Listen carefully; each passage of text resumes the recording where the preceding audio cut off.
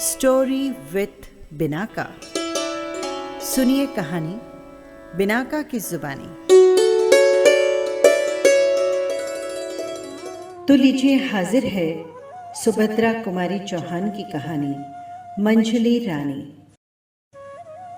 वे मेरे कौन थे, मैं क्या बताऊं। वैसे देखा जाए तो वो मेरे कोई भी तो न थे, होते भी कैसे। मैं ब्राह्मण, वे क्षत्रिय, मैं स्त्री, वे पुरुष। फिर न तो वो मेरे रिश्तेदार हो सकते थे और न ही मित्र। ओह, ये क्या कह डाला मैंने। मित्र, भला किसी स्त्री का कोई पुरुष भी मित्र हो सकता है? और यदि हो भी तो क्या ये समाज उसे बर्दाश्त करेगा? यहाँ तो किसी पुरुष का किसी स्त्री से मिलना जुलना या किसी प्रकार का व्यवहार रखना भी पाप है। और यदि कोई स्त्री किसी पुरुष से किसी प्रकार का व्यवहार रखती भी है, प्रेम से बात भी कर लेती है, तो वो स्त्री भ्रष्टा है, चरित्रहीना है। नहीं तो फिर पर पुरुष से मिलने का मतलब और क्या हो सकता है। खैर, न तो मुझे समाज से कुछ लेना देना है, न समाज से कुछ सरोकार। समाज ने तो मुझे दूध की मक्खी की तरह निकालकर दूर फेंक दिया, फिर मैं ही क्यों समाज की परवाह करूं। मेरे माता पिता साधारण स्थिति के आदमी थे। परिवार में माता पिता के अतिरिक्त मुझसे बड़े 3 और भाई थे और मैं सबसे छोटी। छोटी होने के कारण घर में मेरा लालन पालन बड़े ही लाड प्यार से हुआ था। मेरे 2 भाई बनारस हिंदू यूनिवर्सिटी में पढ़ते थे और उन दोनों से छोटा राजन मैट्रिक में पढ़ रहा था। मेरे पिताजी संस्कृत के पूरे पंडित थे और पुरानी रूढ़ियों के कट्टर पक्षपाती। यहाँ तक कि वो मेरा विवाह 9 साल की उम्र में करके गौरी दान के अक्षय पुण्य का भागी बनना चाहते थे। कई लोगों के और विशेषकर मेरे भाइयों के विरोध के कारण ही वे ऐसा नहीं कर सके।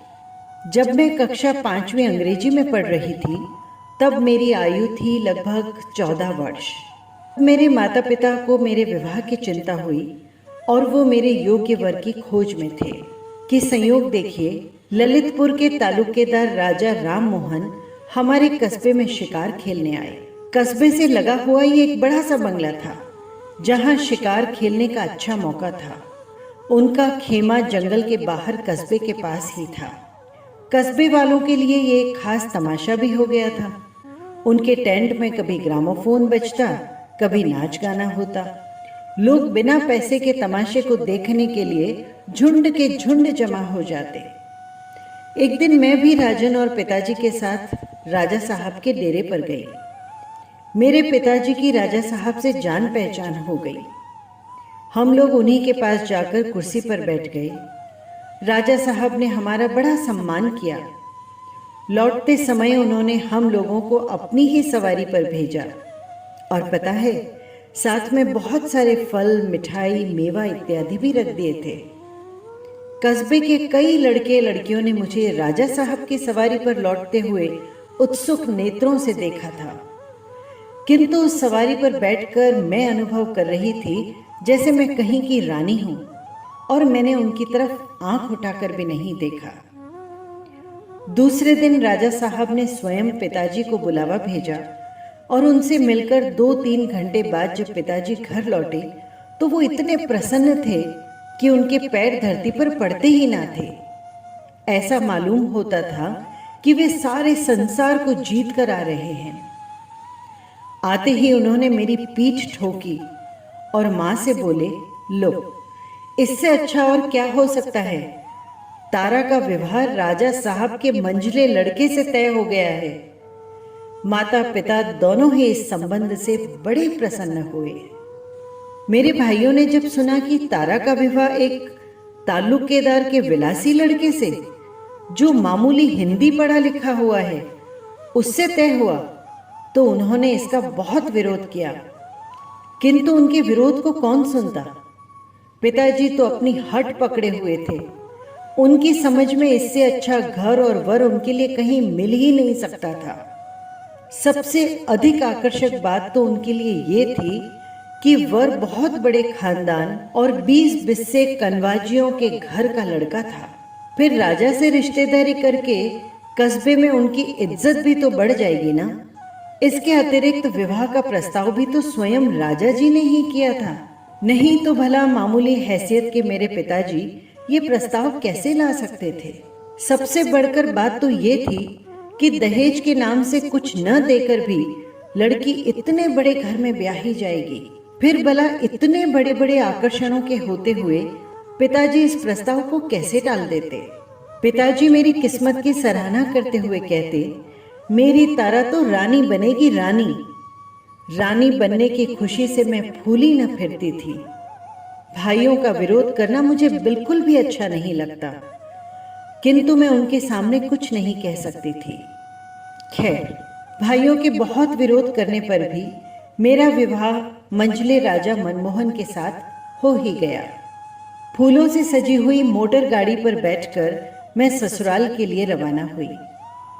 हमारे कस्बे और ललितपुर के बीच केवल 27 मील का ही अंतर था, इसीलिए बारात मोटरों से आई और गई भी। मैं जीवन में पहली बार मोटर पर बैठी थी। मुझे ऐसा मालूम होता जैसे वो हवा में उड़ रही है। 27 मील तक मोटर पर बैठने के बाद भी मेरा जी न भरा। यही चाहती थी कि रास्ता लंबा हो जाए और मैं मोटर पर घूमती रहूं, किंतु क्या ये संभव था? आखिर को एक बड़े भारी महल के जनाने दरवाजे पर मोटर जाकर खड़ी हो गई। सास तो थी नहीं, इसीलिए मेरी जेठानी बड़ी रानी मेरी आरती उतारने के लिए आ गई। मुझे एक भारी सजे हुए कमरे में बिठा दिया गया। स्त्रियां बारी बारी मेरा घूंघट हटाकर मेरा मुंह देखने लगी। कोई रुपया, कोई छोटे मोटे जेवर या कपड़े मेरी मुंह दिखाई में देकर जाने लगी। मेरी जेठानी बड़ी रानी ने भी मेरी मुंह दिखाई की, पर कुछ बोली नहीं। ऐसा करके मेरी अंगुली में अंगूठी पहना दी। मैंने सुना कि वे पास ही के कमरे में किसी से कुछ कह रही थी। देखा बहू को, क्या तारीफ के पुल बांध रहे थे। ससुर जी के कहने से तो बस यही मालूम होता था कि इंद्र की अप्सरा ही आई होगी, पर न रूप है न रंग। न जाने क्यों सुंदर कह के एक कंगले की बेटी ब्याह कर अपनी इज्जत हल्की कर ली। रोटी और बेटी का व्यवहार तो अपनी बराबरी वालों से होता है बिरजू की माँ, पर ससुर जी तो इसके रूप पर बिल्कुल लट्टू ही हो गए थे। मैं सुंदर नहीं तो क्या मुझे सुंदरता की परख भी नहीं? न जाने कितनी सुंदरियां देख ली है मैंने, पर ये तो पैरों की धूल के बराबर भी न होगी। मालूम होता है उम्र के साथ साथ ससुर जी की आंखें भी सठिया गई है। बेचारे मंझले राजा को डुबो दिया। बिरजू की माँ उनकी हाँ में हाँ मिलाती हुई बोली, सुंदर तो है रानी जी, जैसे आप लोग हैं वैसी ही ये है, पर अभी बच्ची है, जवान होगी तो रूप और निखर आएगा। बड़ी रानी तिलमिला उठी और बोली, रूप निखरेगा पत्थर, होनहार बिरवान के होत चिकने पात, निखरने वाला रूप तो सामने ही दिखता है। फिर वे जग विरक्ति के भाव से बोली, जाने भी दो, अच्छा हो या बुरा हमें करना ही क्या है। जब मैं वहां अकेली रह गई और सारी औरतें चली गई तो मेरे घर की दाई ने सूना कमरा देखकर मेरा घूंघट हटा दिया। शीशा उठाकर मैंने एक बार अपना मुंह ध्यान से देखा, फिर उसे रख दिया। ढूंढने पर भी मुझे अपने रंग रूप में कोई ऐब न दिखा। पहली बार केवल 5 दिन ससुराल में रहकर मैं अपने पिता के साथ मैके आ गई। ससुराल के 5 दिन मुझे 5 वर्ष की तरह मालूम हुए। मैंने जो रानी पन्हे का सुनहरा सपना देखा था वो तो दूर हो चुका था। ससुराल से लौटकर मैंने कुछ नहीं कहा, किंतु दाई माँ ने वहां के सारे हालचाल बता दिए। माँ ने कहा, तो क्या रानी केवल कहने के लिए ही होती है? भीतर का हाल हमारे घरों से भी गया बीता है।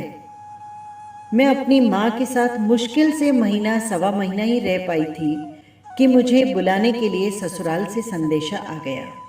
राजा की इच्छा के विरुद्ध मेरे पिताजी तिल भर भी कैसे जाते। न चाहते हुए भी उन्हें मेरी विदाई करनी पड़ी। इतनी जल्दी ससुराल जाना मुझे जरा भी अच्छा न लगा, परंतु क्या करती, लाचार थी। सावन में जबकि सब लड़कियां ससुराल से मायके आती है, मैं ससुराल रूपी कैदखाने में बंद होने चली थी। देवर के साथ फिर मोटर पर बैठी। इस बार मैंने अपना छोटा सा हारमोनियम भी साथ रख लिया था। फिर ससुराल पहुंच गई। पहली बार तो मेरे साथ माँ के घर की दाई थी। इस बार उस हारमोनियम और थोड़ी सी पुस्तकों को छोड़कर कुछ भी न था। मेरा जी एक कमरे में चुपचाप बैठे बैठे घबराया करता। घर में कोई भी ऐसा न था जिसके साथ 2-4 घंटे की बातचीत करके मैं अपना दिल बहलाती। केवल छोटे राजा यानी मेरे देवर की बातें मुझे बहुत अच्छी लगती थी, किंतु वे भी मेरे पास कभी कभी और अधिकतर जब बड़ी रानी नहीं होती उनकी नजर बचा कर आते थे। मैं सारे दिन पुस्तकें पढ़ा करती, पर पुस्तकें तो थी ही कितनी, 8-10 बार पढ़ गई। छोटे राजा कभी कभी मुझे अखबार भी ला दिया करते थे, किंतु सबकी आंखें बचाकर। घर में हर काम के लिए नौकर थे, दास दासियां थे। मुझे घर में कोई भी काम नहीं करना पड़ता था। मेरी सेवा में भी 2 दासियां हमेशा बनी रहती, पर मुझे तो ऐसा मालूम होता कि मैं उनके बीच में कैद हूं, क्योंकि वे मेरी राई बात बड़ी रानी के पास लगा दिया करती थी। उन दासियों में से यदि मैं किसी को किसी काम के लिए कहीं भेजना चाहती, तो वो मेरे कहने मात्र से कहीं नहीं जा सकती थी। उन्हें बड़ी रानी का हुक्म लेना पड़ता था। यदि उधर से स्वीकृति मिल जाती तो मेरा काम हो जाता, और नहीं तो फिर नहीं। इसी प्रकार हर माह मुझे खजाने से हाथ खर्च के लिए 150 रुपये प्रति माह मिलते थे, किंतु क्या मजाल कि मैं उनमें से 1 पाई भी महाराज से पूछे बिना खर्च कर दूं। भीतर के शासन की बागडोर बड़ी रानी के हाथ में थी और बाहर की महाराजा यानी मेरे ससुर के हाथ में थी। मेरे पति मंझले राजा बड़े ही विलास प्रिय, मदिरा सेवी, शिकार के शौकीन और न जाने क्या क्या थे।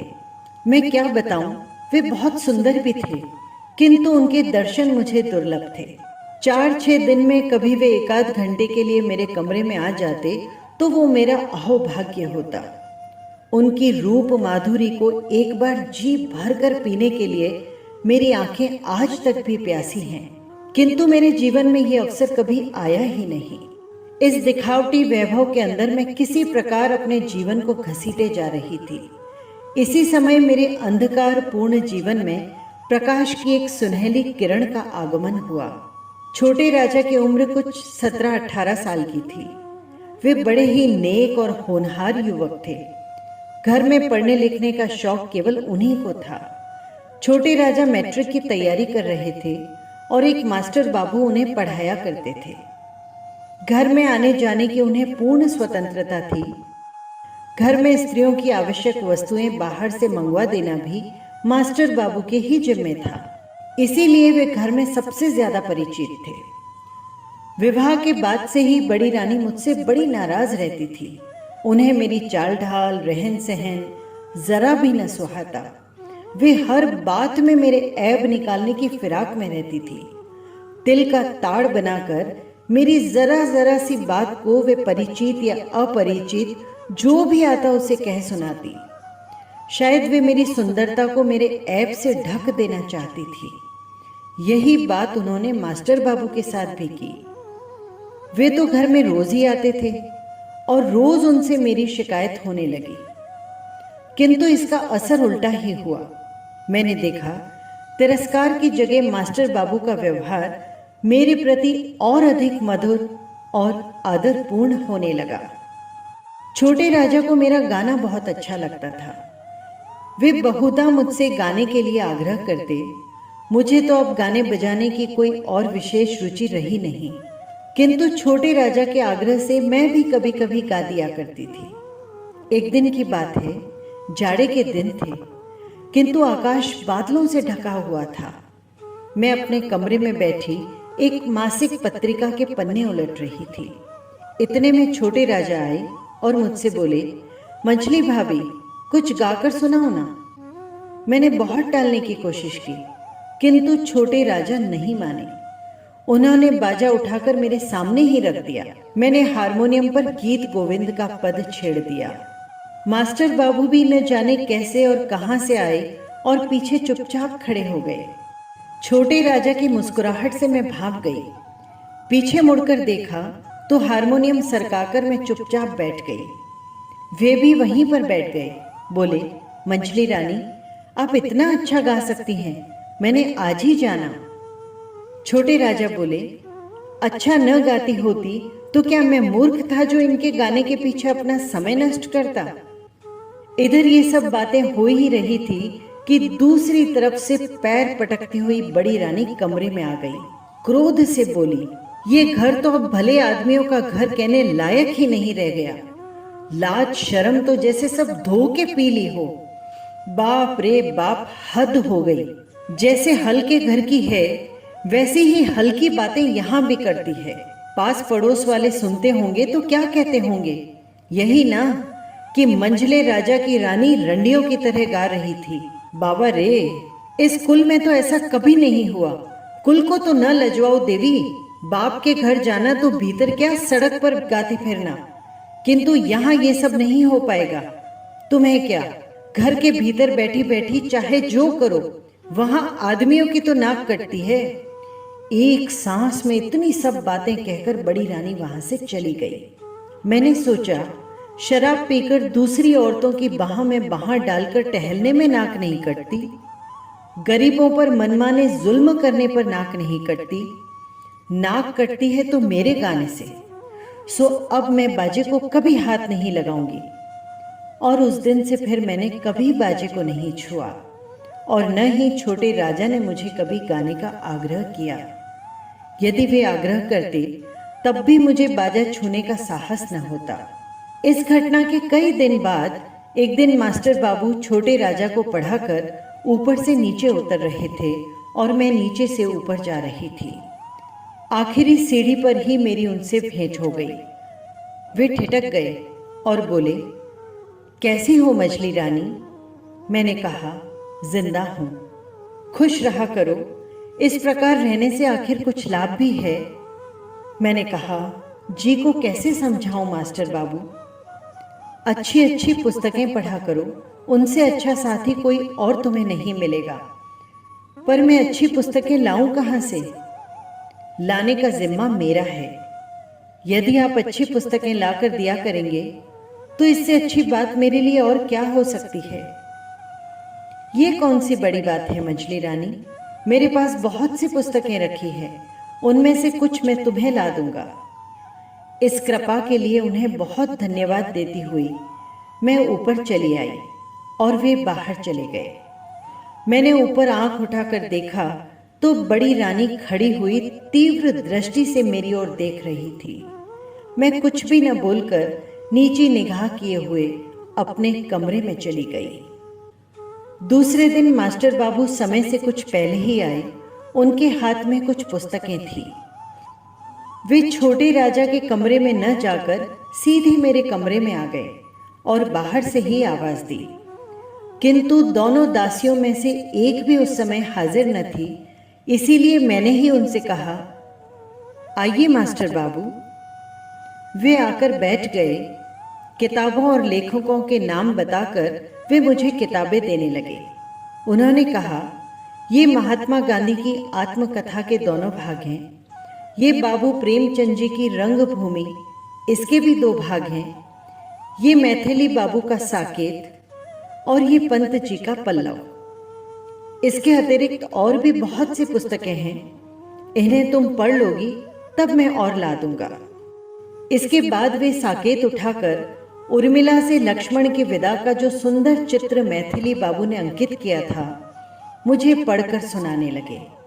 इतने में ही वहां मुझे बड़ी रानी की झलक दिखाई पड़ी और उसके साथ मेरे कमरे के दोनों दरवाजे फटाफट बंद हो गए। मास्टर बाबू ने एक बार मेरी तरफ और फिर दरवाजे की तरफ देखा। वे बोले, भाई ये दरवाजा किसने बंद कर दिया है, खोल दो। जब कोई उत्तर नहीं मिला तो मुझे क्रोध आ गया। मैंने तीव्र स्वर में कहा, ये दरवाजा किसने बंद किया है? खोलो। क्या मालूम नहीं कि हम लोग भीतर बैठे हैं? बड़ी रानी की कर्कश आवाज सुनाई दी, ठहरो, अभी खोल दिया जाएगा। तुम लोग भीतर हो यही दिखाने के लिए तो बंद किया है, पर देखने वाले तो जरा आ जाएं।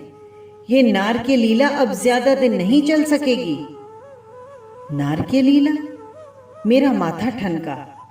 हे भगवान, क्या पुस्तक पढ़ना भी नार की लीला है? इस प्रकार लगभग 15 मिनट तक हम लोग बंद रहे। गुस्से में मास्टर बाबू का चेहरा लाल हो रहा था।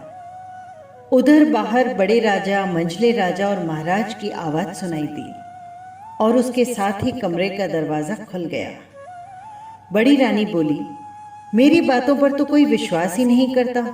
अब अपनी आंखों से देख लो। आंखें तो धोखा नहीं खाएगी ना? आज तक मैंने मंझले राजा की विलासी मूर्ति देखी थी, आज मैंने उनका रुद्र रूप भी देखा। क्रोध से पैर पटकते हुए वे बोले, किरण कुमार, इस कमरे में तुम किसके हुक्म से आए हो? मास्टर बाबू भी उसी स्वर में बोले, मुझे किस कमरे में जाने का हुक्म नहीं है। बड़े राजा बोले, मास्टर बाबू, अब यहां से चले जाओ, इसी में तुम्हारी कुशलता है। वे बोले, मुझे ऐसी कुशल नहीं चाहिए। मैं पापी नहीं हूं जो कायर की तरह भाग जाऊंगा। जाने से पहले मैं आप सभी को ये बतला देना चाहता हूं कि मैं और मंझली रानी दोनों ही पवित्र हैं, निर्दोष हैं। ये हरकत ईर्ष्या और जलन के कारण की गई है। बड़ी रानी गरज उठी, उल्टा चोर कोतवाल को डांटे, चोरी और सीना जोरी। मैं ईर्ष्या करूंगी, वो भी तुमसे। तुम हो किस खेत की मूली? मैं तुम्हें समझती ही क्या हूं? तुम हो एक अदना से नौकर और ये कल की छोकरी, सो भी किसी रईस के घर की नहीं। ईर्ष्या तो उससे की जाती है जो अपनी बराबरी का हो। फिर बड़े राजा की तरफ मुड़कर बोली, तुम इसे ठोकर मारकर निकलवा क्यों नहीं देते? तुम्हारे सामने ही खड़ा खड़ा जुबान लड़ा रहा है और तुम सुन रहे हो। पहले ही तो कहा था नौकर चाकर को ज्यादा मुंह नहीं लगाया करो। महाराज बड़े गुस्से से बोले, किरण कुमार, चले जाओ। इसी समय न जाने कहां से छोटे राजा आ गए और मास्टर बाबू को जबरदस्ती पकड़कर अपने साथ लेवा ले गए। वे तो चले गए, मुझ पर क्या बीती कहने की आवश्यकता नहीं, समझ लेने की बात है। इस सब का नतीजा ये हुआ कि उस दिन एक चिट्ठी के साथ मैं सदा के लिए वहां से विदा कर दी गई। एक इक्के पर बिठाकर चपरासी मुझे माँ के घर पहुंचाने गया। चिट्ठी मेरे पिताजी के नाम से थी, जिसमें लिखा था, आपकी पुत्री भ्रष्टा है, इसने हमारे कुल में दाग लगा दिया है, इसके लिए अब हमारे घर में कोई जगह नहीं। बात ही बात में सारे मोहल्ले भर में मेरे भ्रष्टाचार की बात फैल गई। यहाँ तक कि मेरे पिता के घर पहुँचने से पहले ही ये बात मेरे पिताजी के घर तक भी पहुँच गई थी। जब मैं पिताजी के घर पहुँची, शाम हो चुकी थी। इसी बीच माताजी का देहांत हो चुका था। भाई भी तीनों कॉलेज में थे। घर पर मुझे केवल पिताजी मिले। उन्होंने मुझे अंदर न जाने दिया, बाहर दालान में ही बिठाया। चिट्ठी पढ़ने के बाद वे तड़प उठे और चपरासी से बोले, जब ये भ्रष्ट हो चुकी है तो इसे यहाँ क्यों लाए? रास्ते में कोई खाई, खदान, खंदक नहीं मिला जहाँ इसे ढकेल देते। इसे मैं अपने घर में क्यों रखूंगा? जाए कहीं भी मरे, मुझे क्या करना है? मैं पिताजी के पैरों पर लौट गई, रोती रोती बोली, पिताजी मैं निर्दोष हूं। पिताजी 2 कदम पीछे हट गए और कड़क कर बोले, दूर रहे चंडालिनी, निर्दोष ही होती तो इतना बवंडर ही क्यों उठता? उन्हें क्या पागल कुत्ते ने काटा था जो बैठे बिठाए अपनी बदनामी करवाते? जा, जहां जगह मिले जा, समा जा, मेरे घर में तेरे लिए कोई जगह नहीं। क्या करें, अंग्रेजी राज्य न होता तो बोटी बोटी काट कर फेंक देता। इस हो हल्ला में समाज के कई ऊंची नाक वाले आ गए और कई पास पड़ोस वाले भी जमा हो गए। सबने मेरे भ्रष्टाचरण की बात सुनी और घृणा से मुंह पिचकाया। एक बोला, नहीं भाई, अब तो ये घर में रहने लायक ही नहीं है।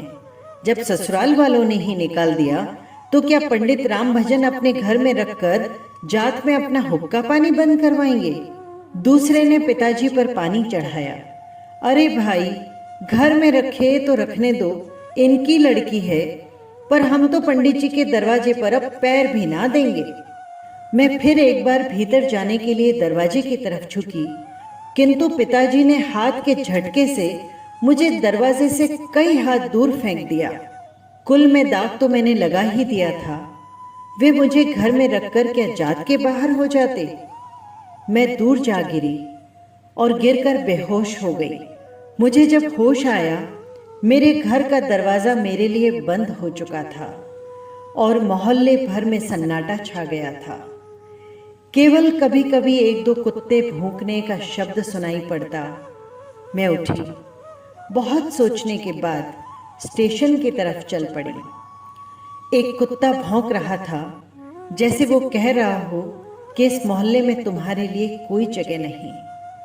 जब मैं स्टेशन पहुंची, एक गाड़ी तैयार खड़ी थी। बिना कुछ सोचे विचारे मैं गाड़ी के एक जनाना डिब्बे में जाकर बैठ गई। गाड़ी कितनी देर तक चलती रही, कहाँ कहाँ खड़ी हुई, कौन कौन से स्टेशन बीच में आए, मुझे कुछ भी पता नहीं। किंतु सवेरे जब ट्रेन कानपुर पहुंचकर रुक गई और एक रेलवे कर्मचारी ने आकर मुझे उतरने को कहा, तो जैसे मैं चौंक गई। मैंने देखा पूरी ट्रेन यात्रियों से खाली है। स्टेशन पर भी यात्री बहुत कम है। ट्रेन से उतरकर मेरी समझ में नहीं आया कि मैं कहाँ जाऊं। कल इस समय तक जो एक महल की रानी थी, आज उसके खड़े होने के लिए भी कोई स्थान न था। बहुत देर बाद मुझे एकाएक ख्याल आया कि सत्याग्रह संग्राम तो छिड़ा हुआ ही है, क्यों न मैं चलकर स्वयं सेविका बन जाऊं और देश सेवा में अपना जीवन बिता दूं। पूछती हुई मैं किसी प्रकार कांग्रेस दफ्तर पहुंची। वहां पर 2-3 व्यक्ति बैठे थे। उन्होंने मुझसे पूछा कि मेरे पास किसी कांग्रेस कमेटी का प्रमाण पत्र है। मैंने कहा नहीं। तो उन्होंने मुझे स्वयं सेविका बनाने से इनकार कर दिया। इसके बाद मैं इसी प्रकार कई संस्थाओं और सुधारकों के दरवाजे दरवाजे भटकती रही, किंतु मुझे कहीं भी आश्रय नहीं मिला। विवश होकर मैं भूखी प्यासी चल पड़ी, किंतु जाती कहाँ। थककर एक पेड़ के नीचे बैठ गई। मैंने अपनी अवस्था पर विचार किया। मैं आज रानी से पथ की भिखारिन हो चुकी हूँ। मेरे सामने अब भिक्षा वृत्ति को छोड़कर दूसरा उपाय ही क्या था। इसी समय न जाने कहाँ से एक भिखारिन बुढ़िया उसी पेड़ के नीचे कई छोटी छोटी पोटलियाँ लिए हुए आकर बैठ गई। बड़े इत्मीनान के साथ उसने अपने दिन भर के मांगे हुए आटे, दाल, चावल सभी को अपने चिथड़ों में अच्छी तरह बांधकर मेरी तरफ देखा। मैंने भी उसकी ओर देखा। दुख में भी एक प्रकार का आकर्षण होता है, जिसने क्षण भर में हम दोनों को एक कर दिया था। भिखारिन बहुत बूढ़ी थी। उसे आंखों से कम दिखाई पड़ता था। भिक्षा वृत्ति करने के लिए अब उसे किसी साथी या सहारे की जरूरत थी। मैं उसी के साथ रहने लगी। कई बार मैंने आत्महत्या करनी चाहिए, किंतु उस समय ऐसा मालूम होता कि जैसे कोई हाथ पकड़ लेता और मैं आत्मघात भी न कर सकी। लगातार 1 साल तक भिखारिन के साथ रहने पर भी मुझे भीख मांगना नहीं आया। आता भी कैसे? मैं बुढ़िया का हाथ पकड़कर उसे सहारा देती हुई चलती, भीख वही मांगा करती थी। मैं जवान थी, सुंदर थी। फटे चिथड़े और मैले कुचैले वेश में भी मैं अपना रूप न छिपा सकती थी। मेरा रूप ही हर जगह मेरा दुश्मन हो जाता। अपने सतीत्व की रक्षा करते हुए मुझे बहुत सचेत रहना पड़ता था और इसीलिए मुझे जल्दी जल्दी स्थान बदलना पड़ता। मेरे बदन की साड़ी फटकर तार तार हो गई थी। बदन ढकने के लिए कोई साबुत कपड़ा भी न था। प्रयाग में माघी अमावस्या के दिन बड़ा भारी मेला लगता है।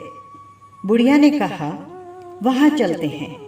हमें 3-4 महीने भर खाने को मिल जाएगा और कपड़ों के लिए पैसे भी मिल जाएंगे। मैं बूढ़ी के साथ पैदल ही प्रयाग के लिए चल पड़ी थी। मांगते खाते कई दिनों में हम लोग प्रयाग जा पहुंचे। यहाँ पूरे महीने भर मेला रहता है। दूर दूर से बहुत से यात्री आते हैं। हम लोग रोज सड़क के किनारे कपड़ा बिछाकर बैठ जाते और दिन भर भिक्षा मांगकर शाम को पेड़ के नीचे अलाव जलाकर सो जाते। एक दिन इसी प्रकार शाम को जब हम दिन भर की भिक्षावृत्ति के बाद लौट रहे थे, वहां से एक बग्गी निकली जिसमें कुछ स्त्रियां थीं। बुढ़िया एक पैसे के लिए हाथ फैलाकर गाड़ी के पीछे पीछे दौड़ी। कुछ देर बाद गाड़ी के अंदर से किसी ने एक पैसा फेंक दिया। शाम के धुंधले प्रकाश में बुढ़िया जल्दी जल्दी में पैसा देख न सकी। वो पैसा देखने के लिए कुछ देर झुकी रही। उसी समय एक मोटर पीछे से और एक सामने से आ गई। बुढ़िया ने बचना चाहा, मोटर वाले ने भी बहुत बचाया, पर बुढ़िया मोटर की चपेट में आ ही गई। उसे गहरी चोट लगी और उसे बचाने की चेष्टा में मुझे भी काफी चोट आई। जिस मोटर की चपेट में हम लोगों को लगी थी, उस मोटर वाले ने तो पीछे मुड़कर भी नहीं देखा, किंतु दूसरी मोटर वाले रुक गए। उसमें से 2 व्यक्ति उतरे। मेरे मुंह से सहसा एक चीख निकल पड़ी। कई दिनों तक लगातार बुखार के बाद जिस दिन मुझे होश आया, मैंने अपने आप को एक जनाना अस्पताल के पर्दा वार्ड के कमरे में पाया। एक खाट पर मैं पड़ी थी। मेरे पास ही दूसरी खाट पर भिखारिन मरना अवस्था में पड़ी थी। मैं खाट से उठकर बैठ गई तो मास्टर बाबू पास ही कुर्सी पर बैठे कुछ पढ़ रहे थे। मुझे उठते देखकर मेरे पास आकर बोले, अभी आप न उठें, बिना डॉक्टर की अनुमति से आपको खाट से उठना नहीं है। क्यों? मैं पथ की भिखारिन, मुझे ये साफ सुथरे कपड़े नरम नरम बिछोने क्यों चाहिए? कल से तो मुझे वही गली गली की ठोकर खानी पड़ेगी ना। उनकी बड़ी बड़ी आंखें सजल हो गई। वे बड़े ही करुण स्वर में बोले, मंझली रानी, क्या तुम मुझे क्षमा नहीं करोगी? तुम्हारा अपराधी तो मैं ही हूं ना। मेरे ही कारण आज तुम राज रानी से पथ की भिखारिन बन गई हो। जब उन्होंने मुझे मंझली रानी कहकर बुलाया तो मैं चौंक पड़ी। सहसा मेरे मुंह से निकल गया, मास्टर बाबू। 2-3 दिन में मैं तो पूर्ण स्वस्थ हो गई, परंतु भिखारिन की हालत न सुधर सकी। एक दिन उसने अपनी जीवन लीला समाप्त कर दी। उसके अंतिम संस्कारों से निवृत्त होकर मैं मास्टर बाबू के साथ उनके बंगले में रहने लगी। किंतु मैं अभी तक भी नहीं जान सकी थी कि वे मेरे कौन हैं। वे मुझ पर माता की तरह ममता और पिता की तरह प्यार बरसाते हैं, भाई की तरह सहायता और मित्र की तरह नेक सलाह देते हैं, पति की तरह रक्षा और पुत्र की तरह आदर करते हैं। कुछ न होते हुए भी वे मेरे सब कुछ हैं और सब कुछ होते हुए भी वे मेरे कुछ भी नहीं। बस यही थी कहानी। हम फिर मिलेंगे किसी नई कहानी के साथ। नमस्कार।